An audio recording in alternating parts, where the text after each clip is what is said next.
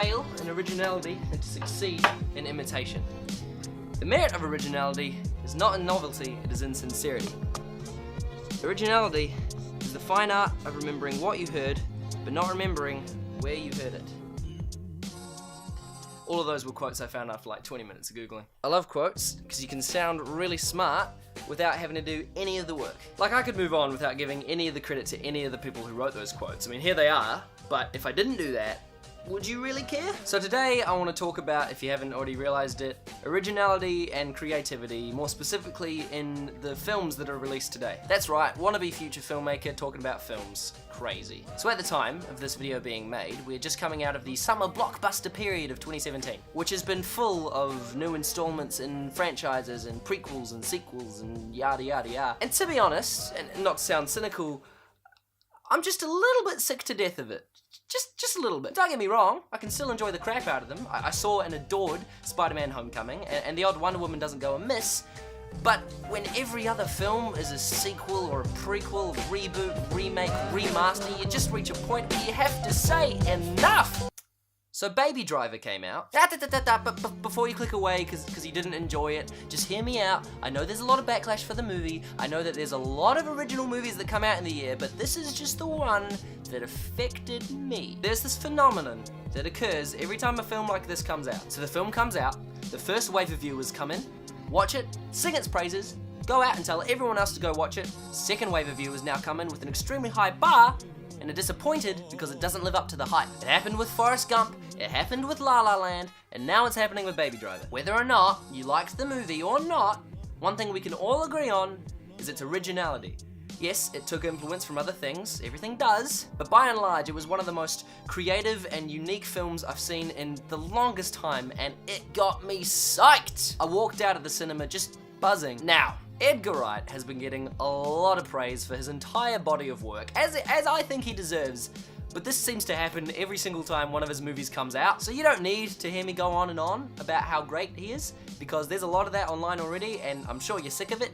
What I want to talk about is what his films and what filmmakers like him have done for me recently. Quite often, when seeing a film that affects me on such a deep level as Baby Driver, I start to evaluate all of the things I want to make and how I want to make them. The thing that I've decided to strive for moving forward is to be more creative and original than I've ever been. Because, and I'm really bearing my soul here, I've stolen a lot here on this channel.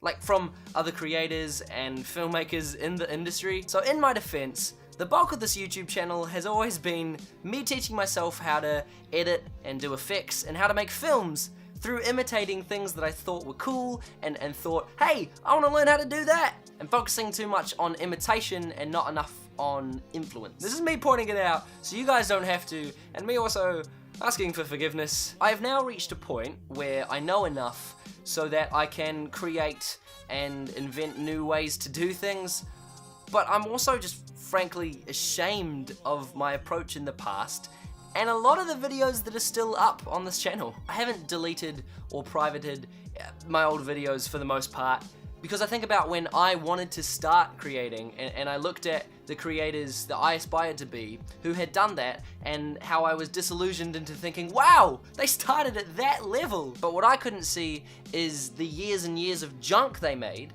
to get to that point. And I don't particularly want to be a part of discouraging young creators. I want to show them, hey, look at how crap I used to be. So I got down. I got really down. And I went on this big bender to try to find the definition of originality and what is my voice? How do I discover my voice? And long story short, I found that originality comes from honesty. That's all there is to it. The more you concern yourself with what the audience is going to think, or focus groups, or hey, I need more explosions, or boobs in the thumbnail, or cats, the further away you are from making something that is yours. You're now making something you think they're gonna want, which is fine. You can do that. You're probably gonna make a killing on this platform. But I am just a little bit sick of following the YouTube format and not getting the return that I'm needing. So from now on, I'm just gonna try my best to be me in what I make. I know, it's not that profound.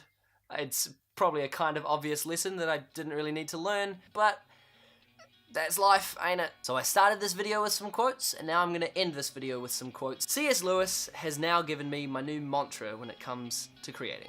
He said, "No man who bothers about originality will ever become original. Whereas, if you simply tell the truth, without caring twopence how many times it's been told before, you will 9 times out of 10 become original and not even notice it." That's it from me. Go have a nice day. Go give someone a hug. And thanks for watching.